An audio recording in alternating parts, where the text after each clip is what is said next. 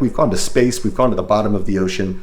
We haven't gone inside the body. And so the idea was to go through a flu virus as if you were going through the life cycle of a baby seal, of like, let's just watch it. Let's not hate it. Let's look at what it is doing.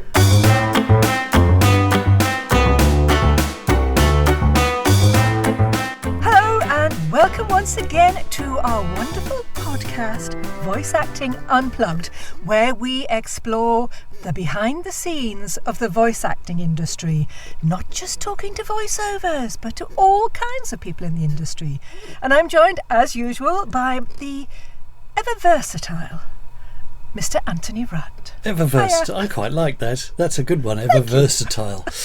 And we're on the client side again today, folks, so we're on our best behaviour. We've got with us John Cassaras, who is the senior director, I should say, of creative production at WebMD.com, who are basically a website that's pretty big in the States for people that want to look up a medical problem, want to get some medical information, medical knowledge. John is the senior director of creative production for WebMD, produces some amazing videos, extraordinarily well animated videos that explain things like life of a flu virus, which we work together on, and all kinds of other things. So it's a great honour to introduce a fantastic producer, Mr. John Cassaras. Welcome, John. Wow, that's quite an intro. Thank you. I'll try to live up to that. And also, You're since welcome. this is over in Europe, it's also, we do videos for Medscape, which is like for doctors. So it's doctors, education, and news and everything. So we produce the videos for them too. So any doctors in the audience might recognize Medscape. Oh, wow. I've done a few of those. Yeah. Nice. Fantastic stuff. So thank you very much for joining us. Where are you today? I'm in Atlanta, Georgia, in the United States. Yeah. Tell me, you've I think been in media production for about 20 years. How did you first get started? Yeah. So I kind of fell into this. I originally went to college. I wanted to be a radio DJ because I'm really into music. And Same here. yeah, so that was what I thought. And then I worked at a radio station in college and realized I actually don't want to do this because I liked a certain type of music, and they put me on another type of music, which I'm glad about because it made me realize if it had been the other thing, I might have kept going down that road. And then after I graduated college, realized what the real world was like. So I had to figure out something else. I was taking a lot of video production classes. That was always fun. That was like another thing that I was like learning about. And then I started after college working for CNN, and that's where I learned to, field produce, as they call it, which is like basically directing out there and interviewing people and everything. And then I moved over to WebMD. And so I've been working there for 11 years now, and then also, Medscape took on production with Medscape in the past year. So it's just like constantly learning new things and trying new things, and exploring being creative. Can I ask, because this is probably something new to a lot of voiceovers or people listening, what got you into, or what got WebMD into doing videos for people and explaining about your products? Yeah, I think that just as information has evolved online, and WebMD, it's kind of crazy because now it's kind of a legacy, old brand, but I mean, it was like early.com, kind of the cool kids on the block. And as this evolves, and then people just want to watch videos sometimes they just want to read articles. And then with social media, it's just going to continue evolving. But the videos kind of have gone through an evolution. Before me, it was a lot more newsy, and then we've changed it to a little bit more like engaging social kind of style of videos. So it's just, you kind of gotta follow what the audience is looking for and giving them that information in formats that they're just kind of going to gravitate to, because you're trying to be as interesting to get them in. So yeah, that's kind of my focus on it. Sure, it's a crazy world we live in at the moment. Yeah. with various people spilling misinformation about medicine like never before. Some of them in quite senior positions in authority. Is it a conscious decision? Do you try and counter that, or do you just let that slide and do what you guys do and just come out with the facts? Yeah, well, and also I don't want to speak on behalf of like the company, because there's a lot of people that like make a lot of decisions. For me, we just want to make sure we're reaching people with facts and solid information. That's at a premium, I feel like, these days, where it's verified things. We have doctors that work. I sit next to doctors at work. So that's a really cool thing. And not all of these places have that and are you know, verifying all of these things, because you know, you don't want me just telling you what to do. You want a doctor making sure.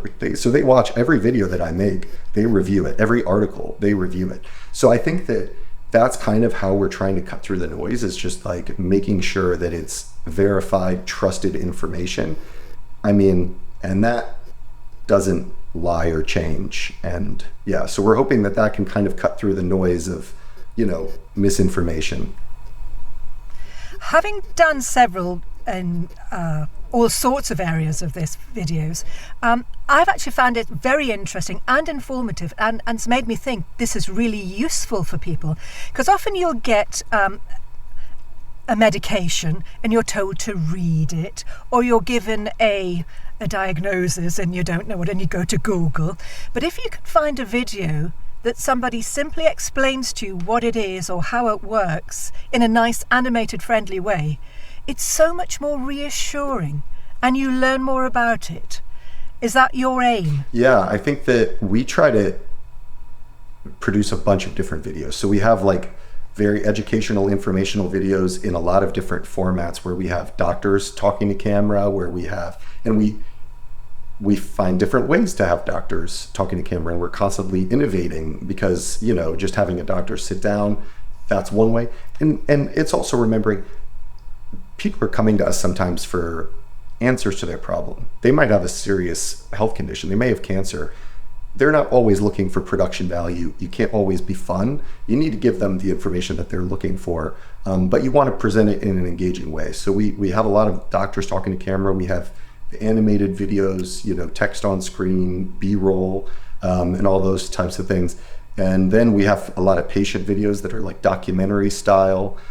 So we really try to reach people in all these different modes of media, so that whatever you're looking for, we can get you the information you're looking for.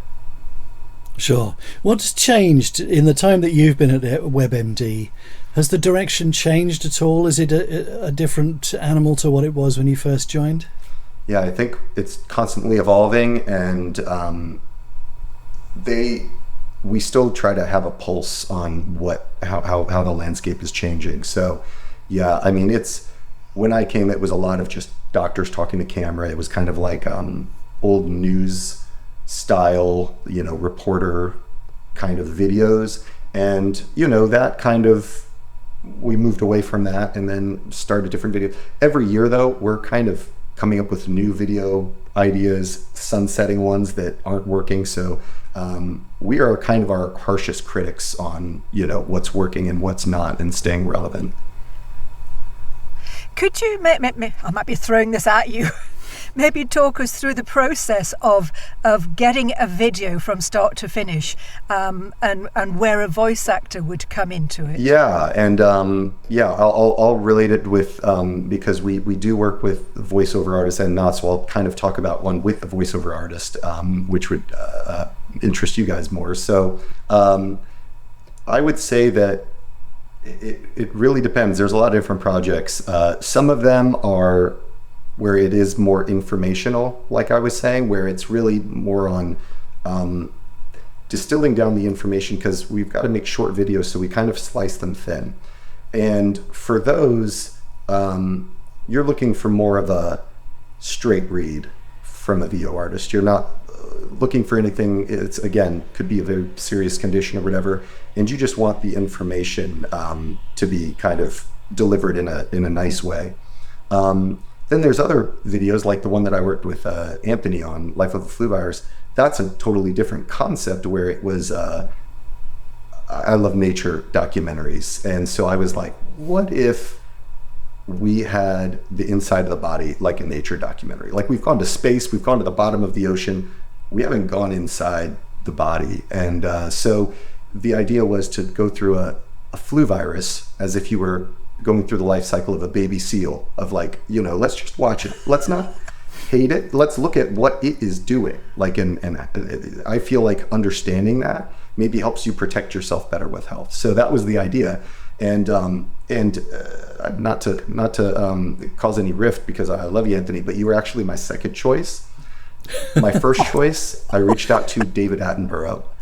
And Oh, really? I reached out to his people, and they said that he only does. He'd been too expensive. I couldn't have afforded him. But they replied and said he only narrates things that he has a personal knowledge of, which I thought was like, I was like, what a classy way to turn me down. Yeah. What a classy way to turn me down. So anyway, and then when I was listening to different voiceover artists and found Anthony, I was like, I'm not going to do a ripoff. There were those people that were just like doing a David Attenborough voice. I'm like, I'm not looking for that. I want like an authentic voice that can carry that same kind of gravitas. And then, so it was really great. That was a very different collaboration with the VO artist. It wasn't just sending a script. We're talking about it. And when I hear Anthony was very like bought into the idea, and that's like what you want in a collaboration with a voiceover artist on something like that.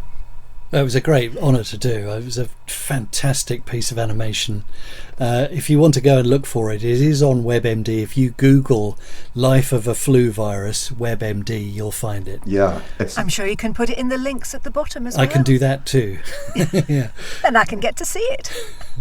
Now, there's a lot of difficult words in medical jargon.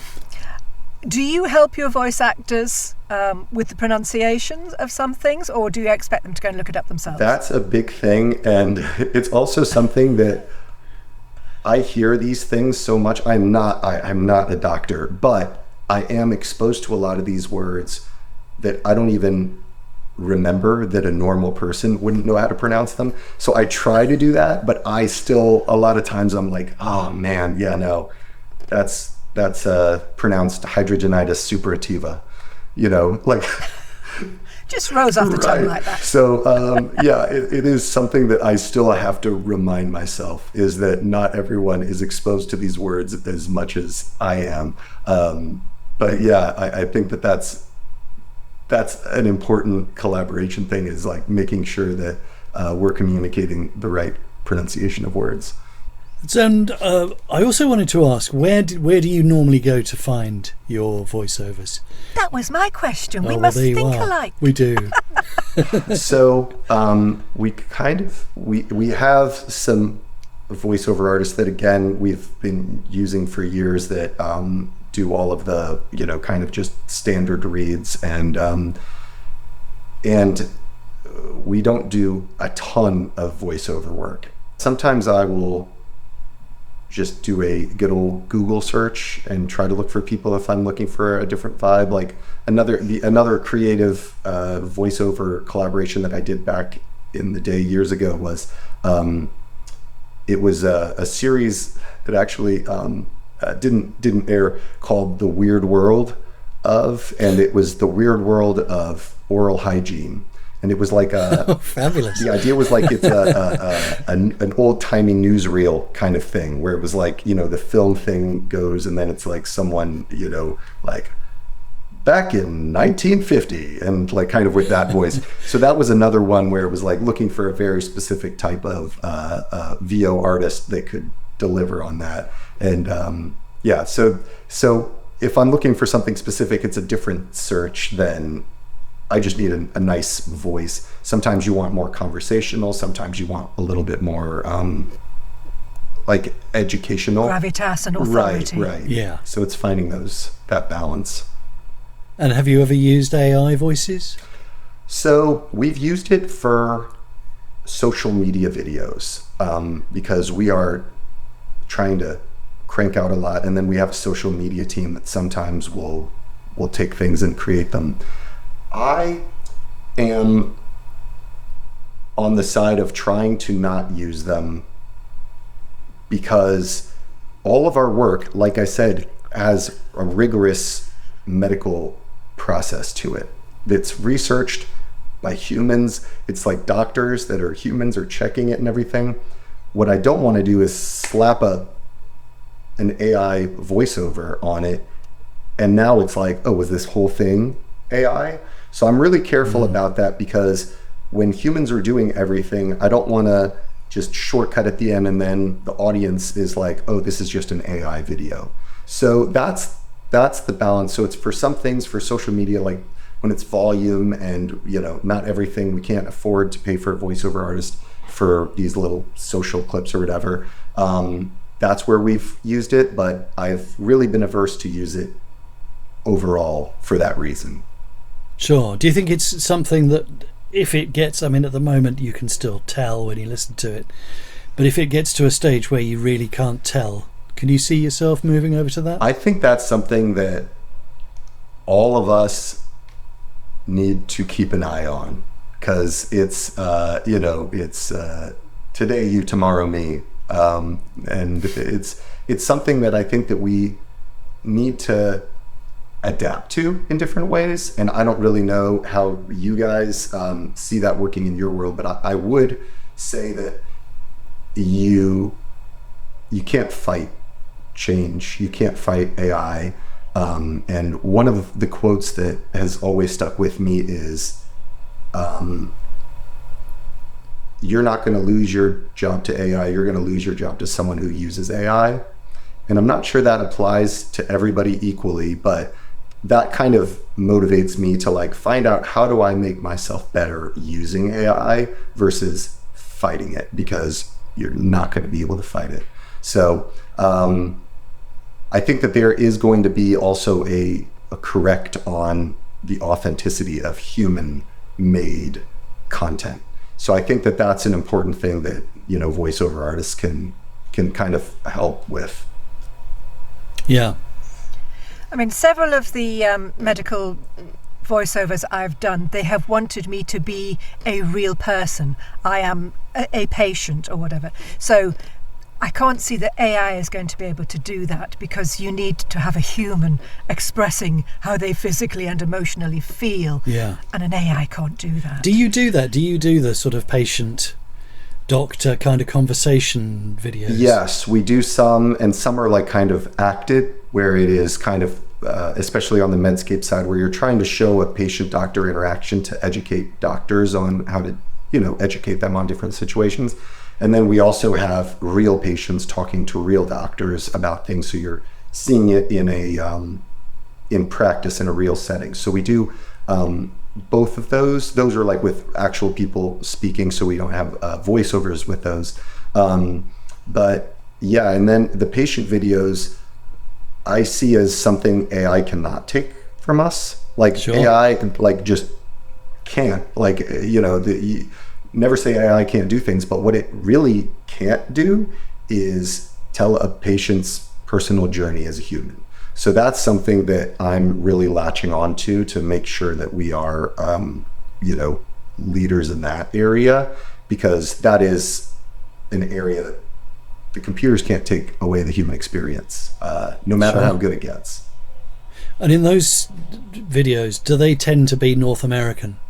I've done all over. So the WebMD audience is American. So we have done a few patient stories that we found, especially as we try to find if we have a bigger budget and we have really interesting people. So I did one a couple of years ago with a fellow in London who had just a great story, and it was a really fun, creative video. One of my colleagues interviewed someone in Australia, and we didn't have the budget to go there. It was just over kind of producing over virtually, which has its own challenges. But so we have done things. Medscape is focused a lot on Europe, and so there are a lot of patient stories and doctor stories that are over there as well, because I have team in London, and in France as well.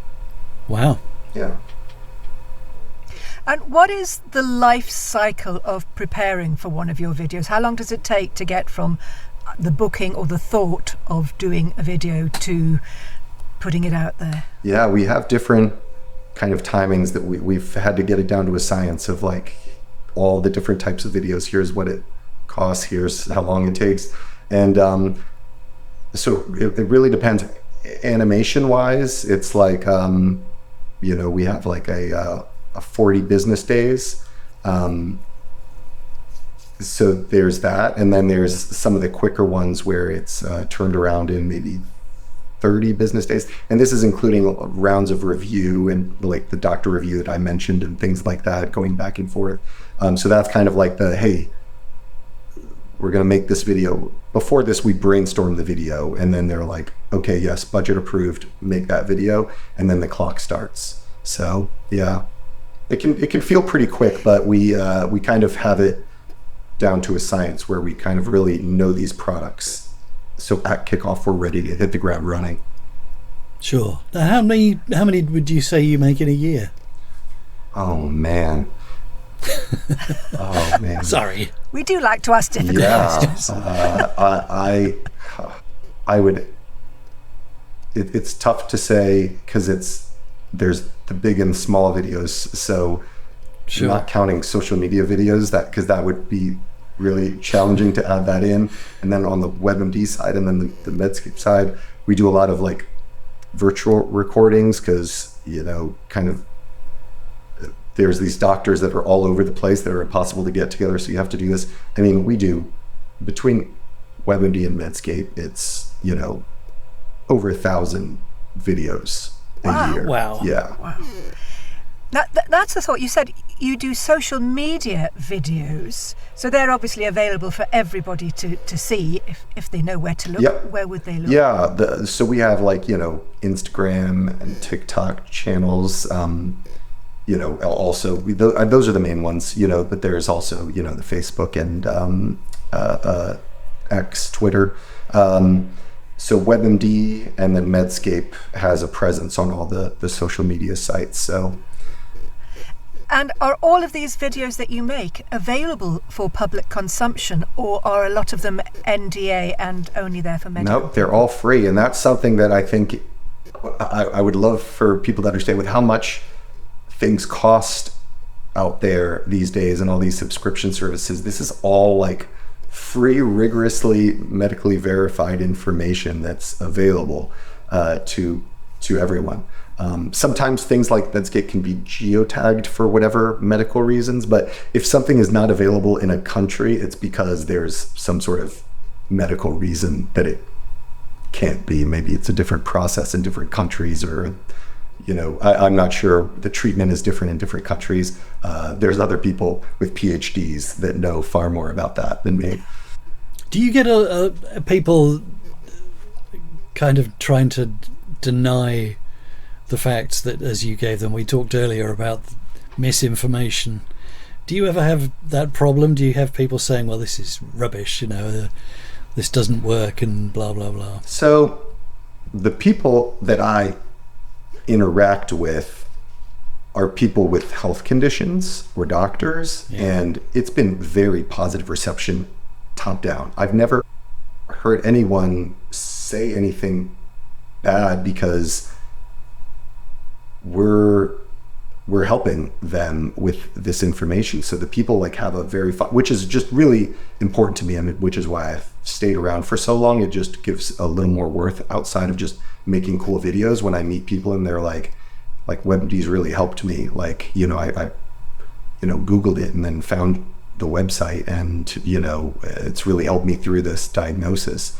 And then the doctors, they're always like, I send people to you. There's maybe 2 websites that they'll give patients, and WebMD is typically one of them, where it's like they know that patients are going to do research. They want them to come to us if they're going to do it.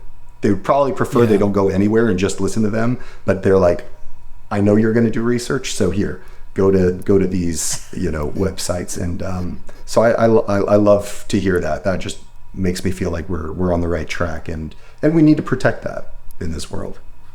Sure. Oh, that's good if we can help get the word out there, because I know, I mean, I rarely go to the doctors because, touch wood, I'm rarely ill, but whenever I do, they go, well, you know, Dr. Google is your friend. Not always, it has to be said. We've got a situation in the UK, which you're probably aware of, where vaccinations are dropping every year. Child vaccinations drop. Chickenpox. Chickenpox is the one that's in the story today, in fact. It's scary, the amount of misinformation that's out there, so it's always good to have somebody that's telling the truth. How do you decide what topics you're going to cover? Yeah, a lot of times we have a brainstorm 3 days a week where it's us and, you know, the doctors are on a call, and so 3 times a week. And then they'll come to us with like, hey, we need videos on psoriasis or on, you know, multiple sclerosis or something like that. And then we look at what we already have, and then we come up with new ideas that will do that. And a lot of times we slice things thin and then try to like really go into it. So we don't say like, here's everything about multiple sclerosis. Like that would be a documentary. So we would find out like very thin slivers. And sometimes it's more like, hey, let's go lifestyle with this. Let's talk about exercising with MS. And then we'll give tips on that, for instance. And then we could do another one where it's like someone actually demonstrating exercises with MS, and they can show how to use a chair, for instance, for balance and things like that. So we'll brainstorm all of these things, and then it's if you know, and all these different types of videos have different price tags. So then we'll get like, you know, budget approved, and then we go. So it's really great because we're a part of the whole process of this along with the doctors, and it's great because that's how I've learned so much is the doctors. Sometimes it's like a new condition or one that I don't know much about, and the doctor starts the conversation by telling us all like, here's what the patients with this, you know, kind of deal with, and then we kind of go from there. I don't know if you've covered them, but the ones that really need to be brought to people's attention are like the silent killer, septicemia, which even now people don't know what it is or what the things are to look out for, and how dangerous it is, and meningitis. People, even doctors. I have lots of friends who are doctors, and they often don't spot it, and it's things like that could be brought to people's attention. Have you done videos? Yeah, you know, a lot of people ask me like if I'm just like a hypochondriac now from working at WebMD, and it's actually quite the opposite, where I'm very thankful because I've seen like how many different things can go wrong in the body, and I'm just like thankful for the things that I have going on are like, you know, minor compared to what a lot of people do.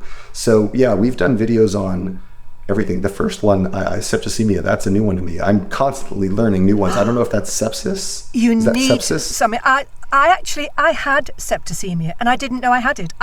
Everybody else in my house had kind of a flu virus, and I, being the mother, I just thought that's what I had. And not being a one, I like to be so I can look after myself. You know, I know what apparently I was incredibly close to death, and I just got seen.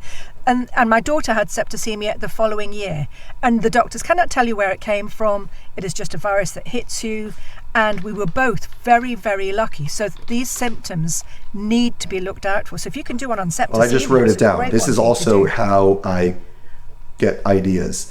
And so, for instance, if we don't have a budget, or if it's maybe trending on social media, if it's a new thing that people are talking about, that's where a lot of like social media. So we might make something specifically for that in vertical format. That's another big change in my world, is like everything used to be horizontal. Now it's like, well, this is horizontal and this is vertical, and maybe you're shooting things so that because you know you want to clip it for social media.